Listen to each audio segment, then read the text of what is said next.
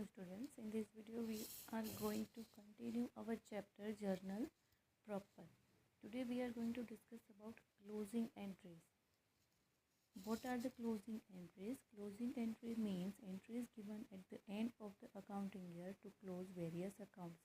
At the end of the accounting year, accounts of incomes, account of expense, accounts of goods etc. are closed and transferred to the trading or P&L account. जैसा कि every business में होता है eight the end of the accounting year होता है 1 अप्रैल to 31 मार्च. इसी दौरान जो है वो सारे अकाउंट्स क्लोज किए जाते हैं eight the end of the year.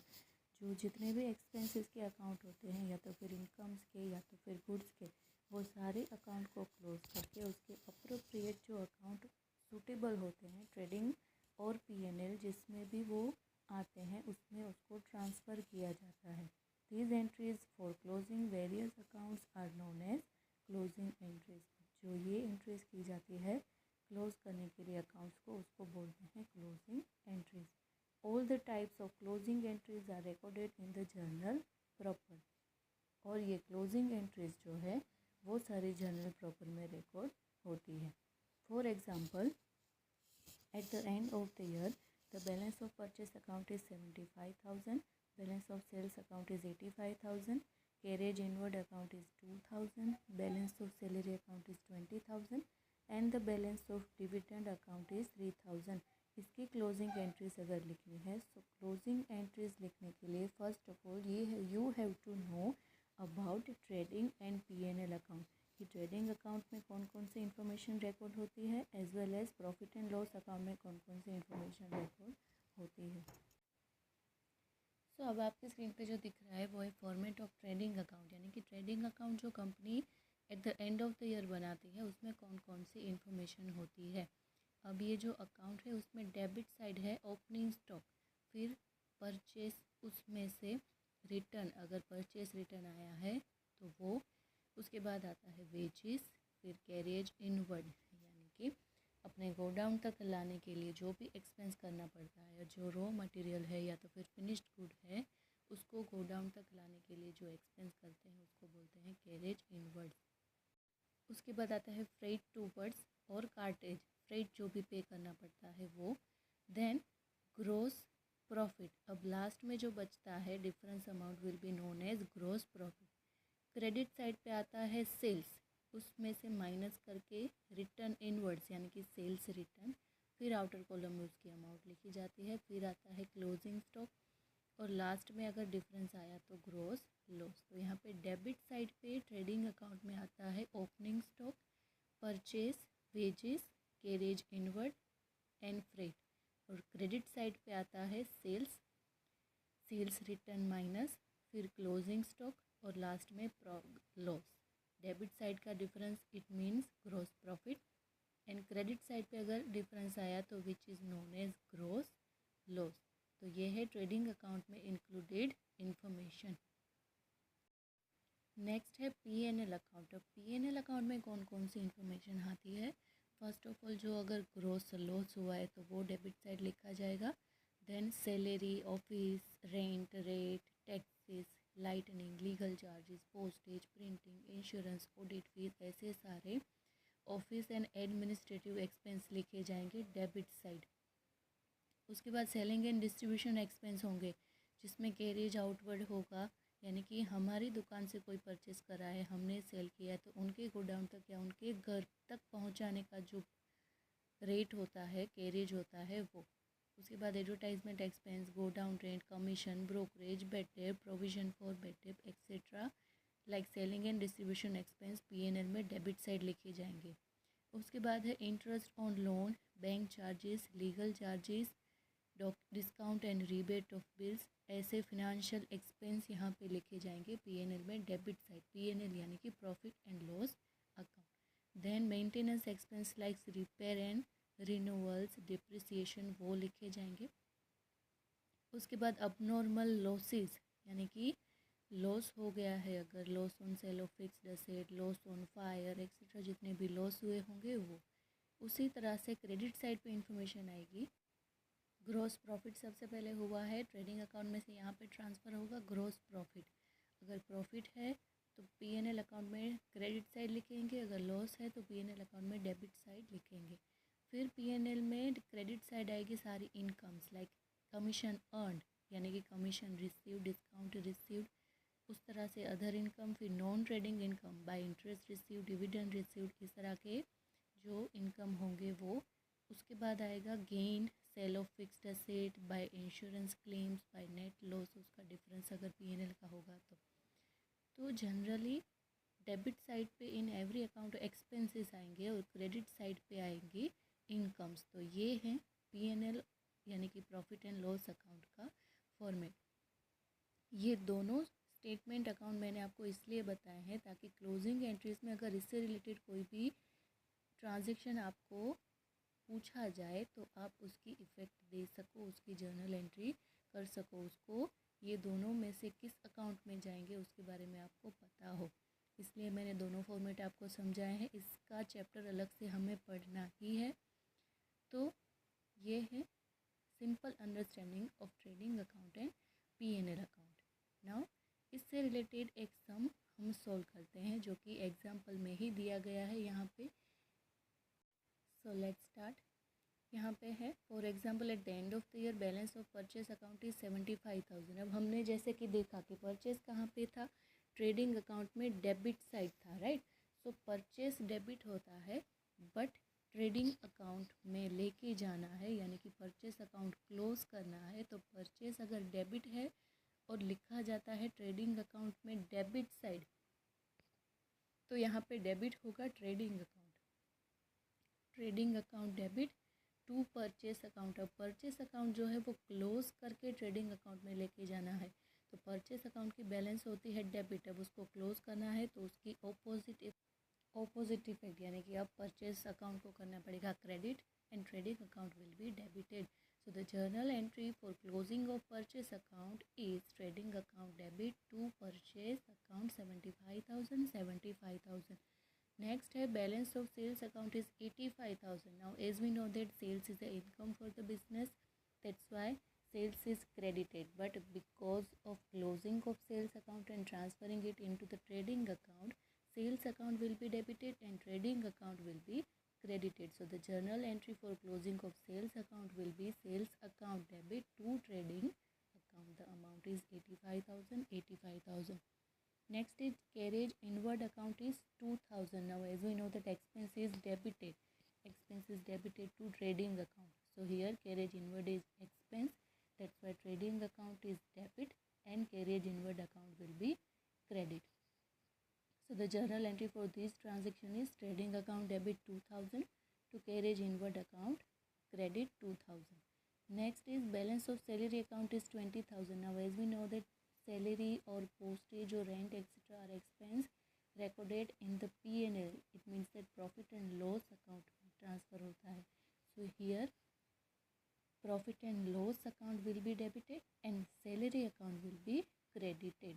जो expense है जिसकी बैलेंस डेबिट होती है उसको क्लोज करके ऑपोजिट इफेक्ट यानी कि क्रेडिट करनी है, और जिस भी साइड P&L या ट्रेडिंग में रिकॉर्ड होता है उस साइड को P&L और ट्रेडिंग अकाउंट करना है डेबिट। सो यहाँ पे सैलरी डेबिट साइड लिखा जाता है। So profit and loss account debit to salary account 20,000। Next है balance of dividend account is 3,000. Now as we know that dividend is income for the business and is written down on the credit side of profit and loss account. So here the journal entry for this is dividend received account debit to profit and loss account. Dividend होता है credit, अब उसको close करना है, so it should be debited and profit and loss account should be credited. The amount is 3,000. So this is the closing entries which are recorded in the journal proper. Next topic is adjustment entries. At the end of every accounting year, entries are to be passed for certain adjustments so that the true performance and the true financial position of the business can be known. End of every accounting year जो है वो कुछ adjustment पास करने पड़ते हैं, कुछ adjustment entry करनी होती है ताकि उस बिज़नेस का true and fair value financial position जान सके।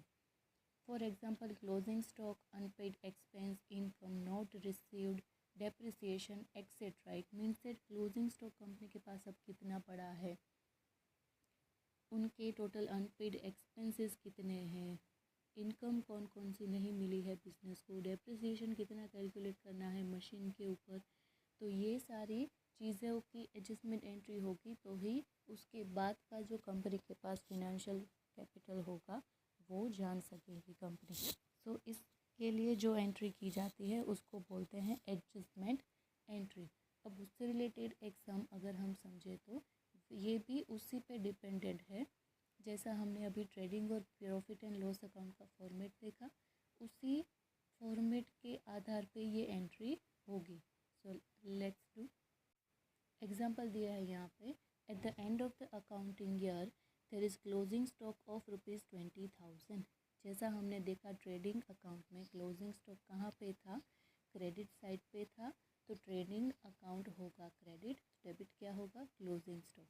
सो for this the journal entry will be closing stock account debit to trading account 20,000। उसके बाद है सैलरी 5,000 इज़ अनपेड। अब सैलरी जो होता है डेबिट होता है, right. Profit and loss account में डेबिट साइड लिखा जाता है। अब जैसा कि मैंने बोला कि अगर सेम इफ़ेक्ट देनी है तो वो सेम साइड इफ़ेक्ट देनी है, यानी कि अगर ऐड करना है, सपोज़ कि सैलरी टोटल है 5,000, उसमें से टोटल सैलरी है 10,000, उसमें से 5,000 सैलरी अनपेड है। इट मीन्स दैट हमने रिकॉर्ड की है ओनली सैलरी 5,000। अब उसमें ऐड करनी है तो हमने प्रॉफिट एंड लॉस में 5,000 लिखा है, अब ऐड करनी है तो वो डेबिट ही करनी पड़ेगी। तो salary account will be debited. So what should be debited? Unpaid salary which is liability for the business, यानी कि कंपनी को अभी भी उतनी अमाउंट पे करनी है, लायबिलिटी है, इसलिए वो होगा credit. So the journal entry for this transaction is salary account debit to unpaid salary account. Next है ₹400 इज़ अक्रूड फॉर इंटरेस्ट। 400 जो है वो इंटरेस्ट अक्रूड है। अक्रूड मीन्स रिसीवेबल, यानी कि आउटस्टैंडिंग, अभी तक नहीं मिला है। सो ये एक तरह की इनकम हुई, तो ये जो इंटरेस्ट अक्रूड है वो होगा receivable, that's why it is debited. Receivable यानी कि asset. So interest accrued account debit 400 to interest account, यानी कि ये क्या है इनकम। इनकम होती है क्रेडिट, इनकम में ऐड करना है तो क्रेडिट इफेक्ट यानी कि सेम इफेक्ट देनी पड़ेगी, that's why interest accrued account debit to interest account. Next है डेप्रिसिएशन। अब डेप्रिसिएशन कोई भी असेट के ऊपर अगर हम कैलकुलेट करते हैं तो उससे उस असेट की वैल्यू डिक्रीज़ होती है, तो डिक्रीज़ करने के लिए ऑपोजिट इफेक्ट, यानी कि अगर मशीनरी में कोई अमाउंट ऐड करनी है तो same effect, but because of depreciation machinery की अमाउंट जो है वो डिक्रीज़ हो जाएगी। That's why depreciation is a expense for the business, that's why it should be debited, यानी कि depreciation account debit 500 and because of depreciation the value of machinery is decreasing. So machinery की opposite effect, machinery asset है, asset debit होता है, but क्योंकि हमें asset की में से अमाउंट लेस करनी है तो असेट डेबिट, बट उसकी ऑपोजिट इफेक्ट देनी पड़ेगी क्योंकि हमें माइनस करना है, इसलिए that's why machinery account will be credited. So depreciation account debit to machinery account 500। तो ये थी journal entry for adjustment entries. Next topic है रेक्टिफिकेशन ऑफ एरर्स, यानी कि कोई भी एरर्स रह गई है तो उसका रेक्टिफिकेशन भी जर्नल एंट्री के थ्रू करना है, और किस में करना है, जर्नल प्रॉपर में।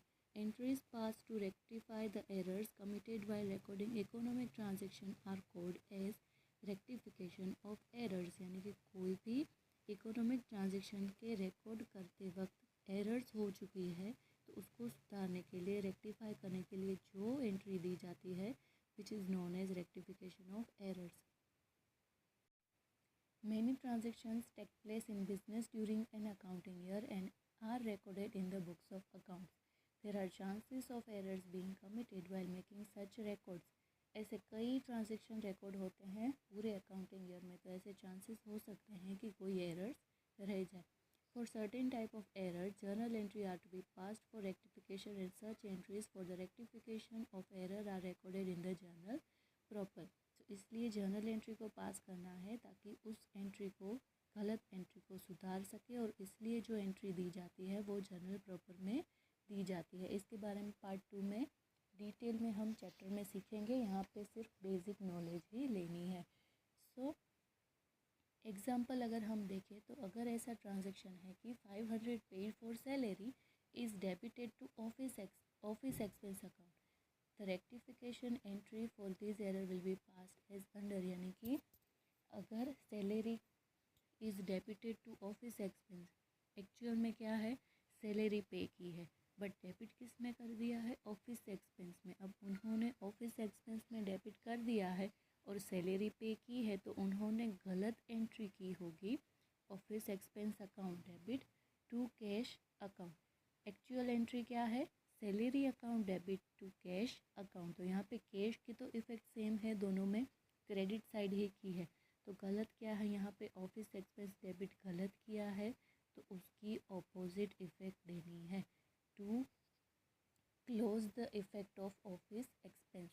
उन्होंने ऑफिस एक्सपेंस डेबिट किया है, हम कर देंगे ऑफिस एक्सपेंस क्रेडिट, क्योंकि एक्चुअल में डेबिट क्या करना है, salary. Salary account debit to office expense. जो गलत हुआ है उसकी ऑपोजिट इफेक्ट देनी है, जो सही हुआ है उसको टच भी नहीं करना है। यहाँ पे दोनों में कैश अकाउंट क्रेडिट होता है, गलत की एंट्री उसमें भी कैश क्रेडिट था, तो उसको कोई चेंज नहीं करना है। यहाँ पे सिर्फ एक्चुअल है वो लिखना है, और जो गलत है उसकी ऑपोजिट इफेक्ट देनी है। Clear. Next is the purchase of machinery of 2000 is recorded as purchase of goods, यानी कि उन्होंने क्या किया है, purchase account debit to cash account किया है। एक्चुअल में क्या है, machinery account debit to cash, तो कैश तो दोनों में सेम इफेक्ट दी है। तो हमें क्या करना है, परचेस गलत लिखा है तो उसकी ऑपोजिट एंट्री करेंगे।